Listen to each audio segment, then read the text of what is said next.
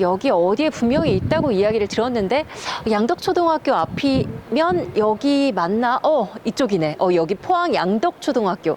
여기 앞에 학교 앞 거북이라고 출판사가 있다고 이야기를 들었는데요. 오늘 만날 작가님은 학교 앞 거북이라는 출판사를 운영하면서 글도 쓰시는 그림 동화책 작가님입니다. 여기 어디 있는데 여기다. 학교 앞 거북이. 그럼 오늘 랜선 작가의 방 3번째 시간 박영철 작가님을 만나러 한번 가보실까요?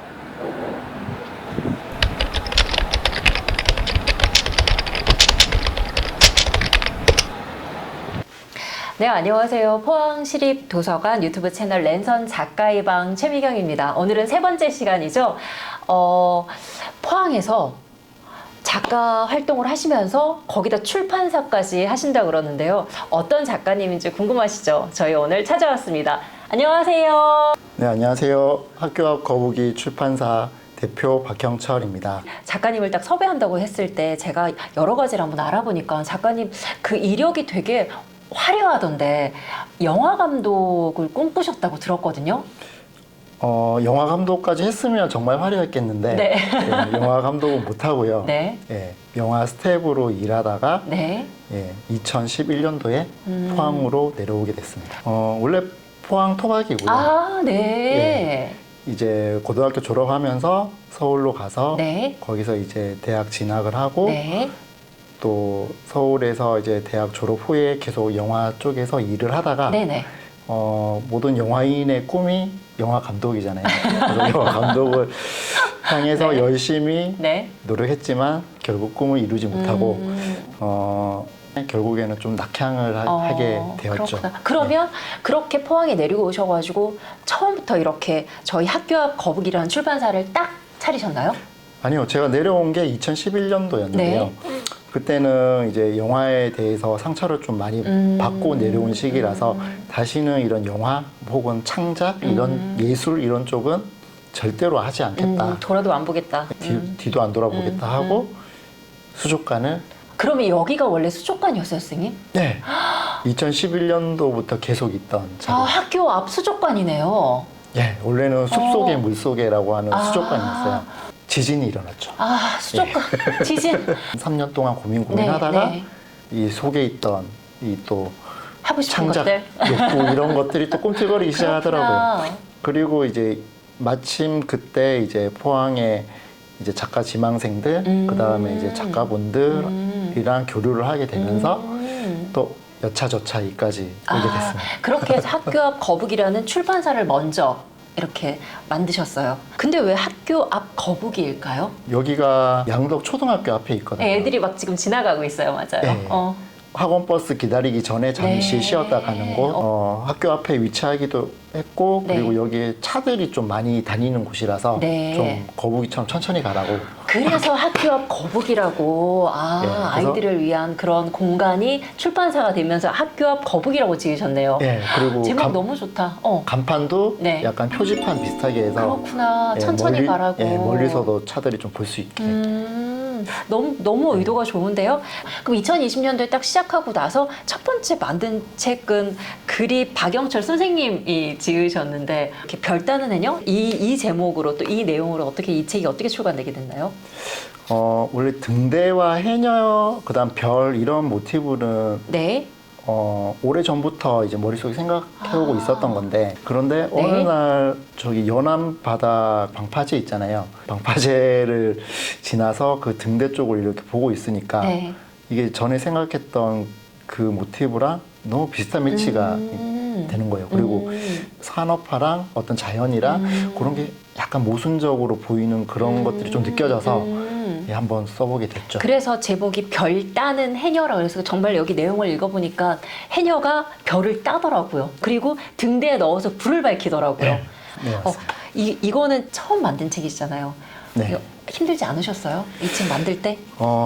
시행착오를 한 10,000번 이상 겪은 것 같아요. 일단은 책의 종류도 몰랐고 또 전혀 모르는 상태에서 KC 인증마크가 필요한지, 양장본으로 해야 되는지, 크기부터 해가지고 사판을 어떻게 해야 될지, 뭐 딸랑 제 원고 하나밖에 없는 상태에서 네. 예, 뭐 시행착오를 엄청 겪었죠. 그렇구나. 근데 다행히 네. 또 주위 분들이 많이 도와주시고 장애물이 생기면 또 해결 방법이 항상 나타나긴 그렇구나. 나타나더라고요. 근데 이게 또 첫 책이기 때문에 고마운 마음도 많고 약간 조금 이건 좀 더 그랬으면 좋겠다 이런 것도 되게 많을 것 같은데. 아, 네, 물론이죠. 네.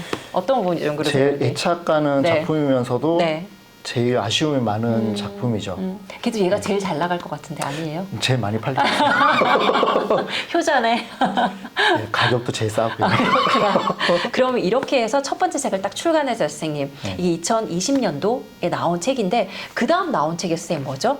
마법의 숲. 김이령 선생님이 글을 쓰셨고 최hen님 선생님이 이제 그림을 그리셨는데 그림이 되게 특이해요, 선생님. 처음에 이제 네. 김일영 선생님은 네. 이제 포항 지역에서 활동하는 이제 소설 작가님이신데 아, 이거 학교와 거북이 출판사를 만들고 그 다음에 이제 제가 작품 활동하는데 많이 도움을 주신 분이었어요. 근데 우연히 이분 따님의 그림을 보게 됐는데 네.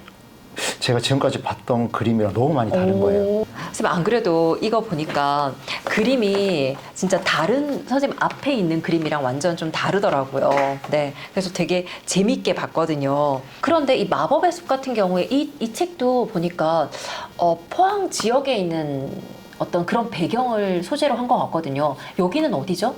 포항 흥해에 북천수라고 하는 소나무 숲이 있어요. 네. 예, 포항 시민들도 많이 모르는 것 같더라고요. 네네네. 예. 근데 이게 흥해에 있는 북천수가 그 옆에 있는 곡강천의 홍수를 막기 위해서 조선 철종 때 인위적으로 만든 소나무 숲이거든요. 그럼 선생님 궁금한 게 첫 번째 책도 포항의 어떤 연암 지역을 배경으로 했고 두 번째 책도 북송리 네. 그 북천수를 배경으로 했는데 지역적인 어떤 배경을 먼저 잡고 글을 쓰시는 편이세요? 아니면 글을 쓰다 보니까 이렇게 그 배경이 우리가 포항이 되는 거예요?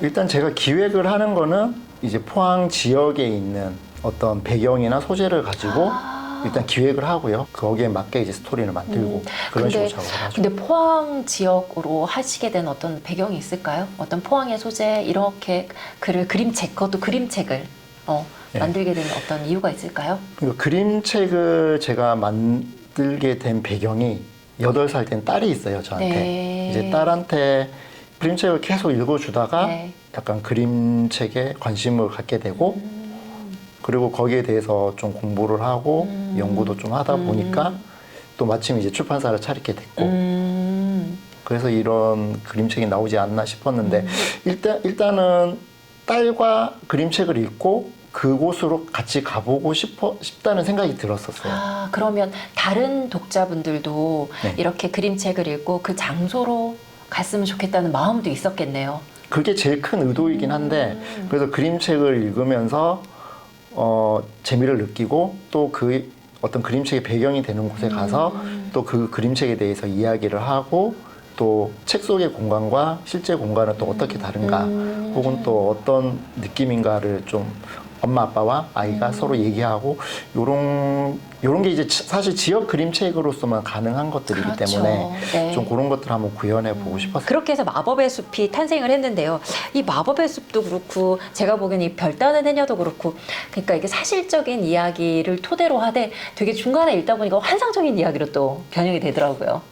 제가 그런 이야기를 좋아하는 것 같아요. 영화 감독이 꿈이셔서 그런 거 아닐까요? 그런 것도 있고 네. 제가 또 좋아했던 장르가 약간 판타지, 뭐 약간 동화, 뭐 네. 해리포터, 네. 예, 뭐 반지의 제왕, 약간 모험도 섞인. 예, 네. 그런 것들을 예전부터 좋아했어서 뭐 그런 것들이 영향을 미치지 않았나 싶어요. 그리고 아이들 같은 경우에도 그런 좀 꿈의 세계, 어떤 그런 상상의 세계 네. 그런 것들을 좀 알려주고 싶고 어떤 재미를 재미있는 기본으로. 매력이 있어야 된다라고 생각을 해요. 이것도 어떤 제가 영화를 했던 거에 대한 뭐 영향이 아닌가 싶기도 그렇겠죠. 하고요. 네. 그리고 마법의 숲은 네. 김일영 선생님이 네. 이제 작품을 쓰셨는데 네. 이 그림 그리신 분은 김일영 선생님의 따님이세요. 아, 그러면 되게 의미 있는 작업이다. 네. 자기 딸과 함께 그림책 네. 하나를 딱 만든다라는 게. 그렇죠. 근데 최혜님 작가가 네. 작가의 그림이 워낙 독특해서 제가 먼저 좀 부탁을 드렸고요. 네. 그림책을 하나 네. 만들어달라고. 그리고 두 분이 또 실제로 북송리에 살고 계세요. 북천수 옆에. 아, 그래서 이게 좀 더 현실적으로 다가올 수 네, 있었겠다. 맞아요. 안 그래도 여기 보니까요, 반가운 지명들이 되게 많거든요. 네. 흥해, 칠포 해수욕장. 저희 같은 경우는 포항에 살기 때문에 뭐 곤륜산, 칠포바다, 복강천 이런 것들이 아는데 다른 타지에 있는 아이들이 이런 엄마랑 그림책을 읽으면 이런 곳을 꼭 한번 가보고 싶겠다는 생각도 네. 또 들어요, 정말. 네. 그러면 세 번째 낸 책이 우리 집이 제일 좋아. 이거 제일 처음 보면서 제가 좀 재밌었던 게 이 이야기는 포항 어느 수족관에서 실제로 일어난 이야기입니다. 라고 네. 해가지고 이거 선생님 이거 혹시 실화냐? 라는 생각을 했었거든요. 네. 포항에 네. 이제 아쿠아리움 카페가 있어요. 네. 그러니까 수족관 카페인데 그림 작가 지병욱 작가가 운영하는 곳이에요. 아, 이 친구는 옛날에 만화가 지망생이었더라고요. 영화 감독 지망생과 만화가 지망생이 만난 거네요. 그래서 언제 한번 우리 같이 작품 한번 만듭시다. 네. 지병욱 작가가 네. 수족관 어항에서 일어난 일을 저한테 얘기를 해줬어요. 그러니까 이제 새우 한 마리가 금붕 어항으로 뛰어 들어갔대요. 그 좀 있다 보니까 없어졌대요. 물론 잡아먹혔겠죠. 그런데 작가적 상상력을 발휘해서. 그렇죠. 안 잡아먹혔을 수도 있지 않냐. 다시 돌아갔을 수도 있지. 그 금붕 어항이랑 그 새우 어항이랑 둘이 붙어 있었거든요. 그래서 뭐 금붕 어항으로 뛰어 들어갔으면 당연히 자기 어항으로 다시 뛰어 들어갔을 수도 있다. 라고 생각하면서 재밌겠다. 한번 만들어 볼래? 그때 마침 포항문화재단에서 문화예술 지원 사업이 네. 있어가지고 네. 지원을 했고 됐어요. 예술 지원 사업이 돼가지고 네. 이렇게 책까지 이렇게 딱 나오게 된 네. 거네요. 근데 이 스토리가 너무 간단하면서도 되게 재밌더라고요, 이거는. 그 스토리 안에 좀 그런 걸 넣고 싶었어요. 이제 주제는 용기인데 이제 저 같은 경우도 영화 감독을 하다가 그만두고 다시 이제 포항에 내려오게 됐을 때 많이 힘들었었거든요. 네. 가족들이 나를 어떻게 생각할까?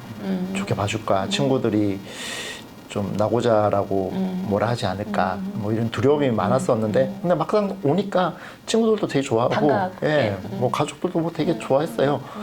올라갈 수 있는 뭐 꿈을 향해서 가는 용기도 중요하지만, 만약 그 꿈이 이루어지지 않았을 때 다시 돌아올 수 있는 용기도 되게 중요하다라고 생각이 들었어요. 그래서 그런 것들을 좀 아이들에게 알려주고 싶고, 예.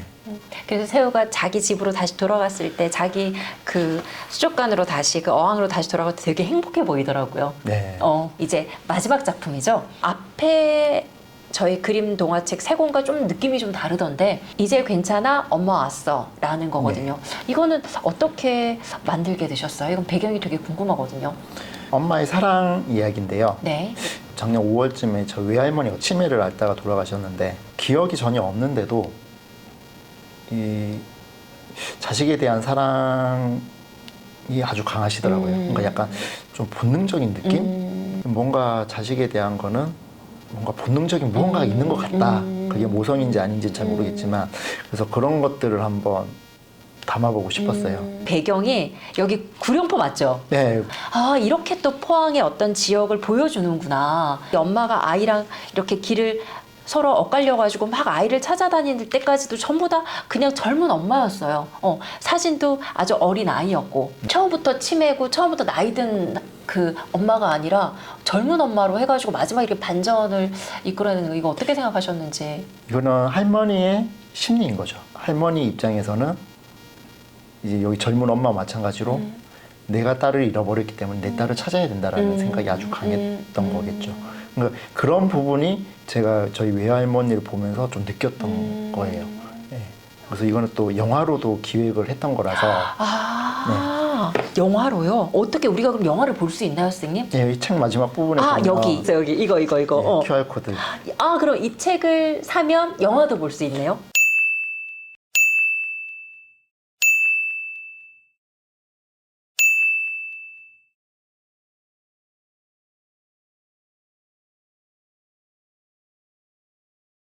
이 내용으로 영화로 다시 똑같은 스토리를 좀 다른 컨셉으로 보여줄 수 있다라는 것도 한번 보여주고 싶었어요. 그래서 책을 읽고 영화를 보고 나서 또 거기에 대한 것을 또 토론할 수 있고 그런 것들을 한번 의도를 한번 해봤어요. 그러면 작년엔 이렇게 3권이나 출간을 하셨는데 올해 혹시 출간 계획 중인 책이 있을까요? 그래서 원래는 좀 다른 작가님들도 좀 했으면 해서 지금 두 작가님께서 지금 준비 네, 중이신가요? 준비 중이시고 제가 쓴 게 한 권 나오긴 나와요. 코끼리 별똥별이라고. 코끼리 별똥별. 네. 별똥별의 유래에 대해서. 그것도 그럼 포항의 어떤 지역이 들어가나요? 이거는 처음으로 한번 포항을 한번 탈피했어요. 벗어났어요. 그 다음에 이제 마녀 책방이라고. 마녀 책방. 예, 마녀들이 책방을 운영하는. 아. 예, 좀 재밌겠다. 다름에 대한 이야기. 그 다음에 이제 다행이야라고 이제 유기견 이야기. 유기견의 엉뚱한 상상 이야기. 다른 류의 책도 출간하실 생각은 없으세요? 하고 싶은데요. 아직까지는 경험이 모자라고요. 아직 더 공부를 좀 해야겠죠. 좀 더 이 출판에 대해서 공부를 좀 해서 좀 다양한 책. 그리고 저도 이제 그림책에만 머무는 게 아니라 향후에 이제 장편 동화 어떤 그런 좀 글밥이 많은 글도 또 개인적으로 욕심이 있어서 어쨌든 장편 동화도 그렇고 그림책도 그렇고 아이들을 위주로 네. 아이들한테 보여줄 수 있는 이런 책들을 출간하고 싶으시다는 거죠? 네. 그리고 뭐 해리포터를 아이들만 보는 건 그렇죠, 아니잖아요. 맞습니다. 네. 네. 그래서 좀 어른들도 볼 수 있는 그런 동화를 만들고 싶어요. 혹시 포항시립도서관 유튜브 채널 이 구독자분들한테 권해주시고 싶은 어떤 추천 도서가 있을까요? 저는 일단 콘텐츠들은 가리지 않고 많이 보는 편이고요. 그림책 같은 경우에는 딸이 좋아하던 그림책을 저도 이제 덩달아 좋아하게 됐어요. 이제 서정호 선생님 책을 이상하게 딸이 많이 좋아하더라고요. 오늘이 같은 경우에는 이제 제가 이제 향후에 좀 약간 장편 동화로 현대에 맞게 좀 그렇게 변형해보고 싶은 욕심이 드는 작품이기도 해요. 그 다음에 딸이 또 좋아했던 그림책이 네. 김경희 작가님의 천하무적? 그림책, 천하무적 용기매. 아, 천하무적 용기매. 네, 김경희 작가님 그림책을 되게 좋아하더라고요. 네. 뭐 천하무적 용기매, 뭐 괜찮아 아저씨, 뭐 이런 책들. 이거는 외국 작품인데 여름의 잠수. 이 책은 저 보면서 진짜 그림책 보고 뭉클하지 않았는데 이거는 보고 되게 뭉클하고 약간 눈시울이 붉어지는. 네. 선생님이 소개시켜준 이 3권의 책은 아마 구독자분들도 아마 한번 찾아서 꼭 한번 읽어보셨으면 좋겠습니다. 그럼 선생님 오늘 마지막으로 저희 포항시립도서관 유튜브 채널 이 랜선 작가의 방 보시는 분들한테 인사 한번 해주세요. 어떻게 이렇게 영광스러운 인터뷰까지 하게 돼서 정말 감사드리고요. 조금 부탁드리고 싶은 게 저희 책이 포항 소재로 포항 배경으로 포항 작가들이 쓴 책인데 서울에서 제일 많이 팔리고 있어요. 그래서 포항 시민들께서도 저희 책을 좀 많이 이렇게 찾아주셨으면 하고요. 유명한 그림책만큼은 아니겠지만 그래도 나름의 재미와 또 책을 읽고 나서 또 그 지역에 직접 갈 수 있는 어떤 그런 또 장점이 있는 그림책이기 때문에 좀 한 번씩 사서 보시지 않는다면 도서관에서라도 가서 꼭 한번 보셨으면 좋겠습니다. 네, 오늘 저희 랜선 작가의 방 3번째 시간이었고요. 학교 앞 거북이 박형철 대표님이자 작가님이신 분과 이야기 나눠봤습니다. 그럼 다음에 또 만나요.